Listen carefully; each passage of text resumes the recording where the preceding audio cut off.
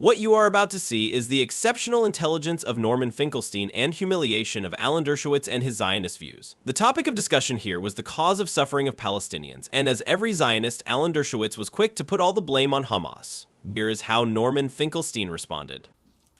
The United Nations Conference on Trade and Development, the World Bank, the International Monetary Fund, 1,000 humanitarian and economic organizations have all reached the same conclusion. It's very simple. The main cause of the disaster in Gaza is Israel's illegal blockade of that parcel of land. Full stop. That's wrong. That's wrong. That's wrong. That's false. Who's wrong? Who's wrong? UNCTAD is That's wrong. false. The World Bank is blockade, wrong. The International Monetary Fund is wrong. They're all wrong. Yes. Are they all anti-Semitic? Yes, is that what's going on? I didn't say that. I didn't say that. They're wrong. I happen to know So more why about are they the all law wrong? than any of them. Because the blockade was completely lawful. It was designed to prevent the importation and then the use of rockets against Israel. It's perfectly lawful for a country to engage in a blockade. That is, you're not, let me finish. You can't have a double, look, Israel is exposed to a double standard, but we're not letting you impose a double standard on me. No, I'm going to finish my statement, and you're not going to interrupt me. So understand me. The military occupation was lawful. The blockade was lawful. Every country has the right to defend itself from rockets, from terror tunnels, from people coming over the border, murdering and kidnapping people. Those are all lawful. I'm telling you that as an expert in international law and the law of war. Okay. If you want to dispute me, get an expert who knows something about international law. Okay. Not a polemicist like Professor you. Dershowitz, okay. Professor Dershowitz, just as a matter of fact, I teach the laws of war. I've been teaching it for the last 5 years. To my understanding, you're biased. Professor Dershowitz. Okay, Professor Dershowitz, let's agree. I'm completely ignorant. Let's take that as a point of departure.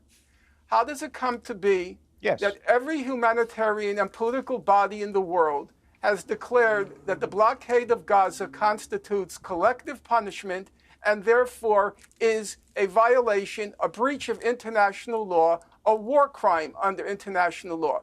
How did that come to pass? They're wrong. How is it that first of all, you're wrong. They're all wrong. No, you're not. They're all you're not wrong, right. Except you're Alan not right. Dershowitz. No. Except you're wrong. Sir, you're wrong sir, in describing. Professor Dershowitz. You're wrong in describing every group. There are many name groups. Me one. Okay.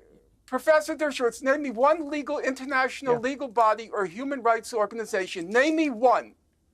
I'll take the pause. Name me one that says the blockade of Gaza is not collective punishment. Name me one. The Lawfare Project in the United States. The Lawfare Project. I said, name me one international legal or political body. It is. One. It is. Everybody's listening now. Legal body. Piers Morgan has a very large audience. Name me one. Name me one international or legal or political body that says the blockade of Gaza is legal. Name me one. It is legal, and every organization that I have been associated with, the Lawfare Project, the project run by a woman named Leitner, an international project, were all concluded that the blockade is legal. Also, the Israeli Supreme let me finish. The Israeli Supreme Court, which is above reproach and which is much fairer than the International Court of Justice, has also, with limits, has said that blockades designed to prevent the bringing of rockets to Israel is lawful. Also, use your common sense. What possible reason would there be for allowing a group in Gaza, a group of Hamas, to send rockets without trying to blockade them from bringing the rockets in and building tunnels? Use your common sense. Of course it's unlawful. Every country in the world would do exactly the same as Israel did. Listen, I think we've exhausted this part of the debate. I do want to, before we run out of time, we only have about 5. The smile and silence of Norman Finkelstein says it all. And note that Alan Dershowitz was first accusing Norman Finkelstein of unfamiliarity with international law, but now resorting to using common sense instead of sticking with the decisions of international bodies that use international law. This shows the weak and fake lies of Zionists. Now let's discuss the organizations which declared that the inhumane blockade of Gaza is completely legal. First, he named the Lawfare Project. So let's see what type of cases do Lawfare Project handles. These lawsuits include legal battle against Kuwait Airways for its refusal to fly Israeli passengers, legal battle against the boycotts of Israel and Spain. And in November 2017, the Lawfare Project supported a lawsuit by the Belgian Federation of Jewish Organizations against a ban on the Jewish ritual religious slaughter of animals. And in 2018, a lawsuit against the Irish Occupied Territories Bill, which aimed to criminalize trade with Israeli settlers. So anyone with a little common sense can realize that Lawfare Project either handle cases to protect the rights of Jews and in extreme case, this lawfare fight to protect Zionist propaganda.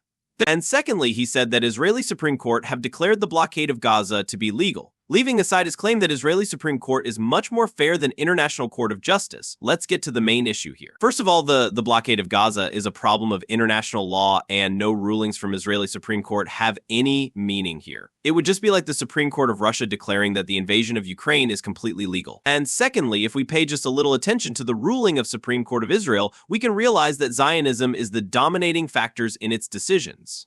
Some other rulings of Israeli Supreme Court include upholding the destruction of Palestinian homes, facilitating the expansion of Israeli settlements in the occupied West Bank, and declaring the construction of the separation barrier in West Bank legal.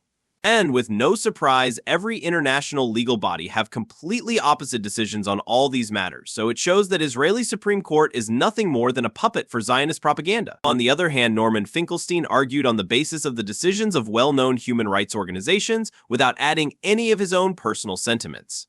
And at the end, I must praise Norman Finkelstein, who have spent his whole life learning about the conflict between Palestine and Israel and its relation to international law, and then raising his voice for the oppressed ones. If you want more videos like this, please subscribe our channel.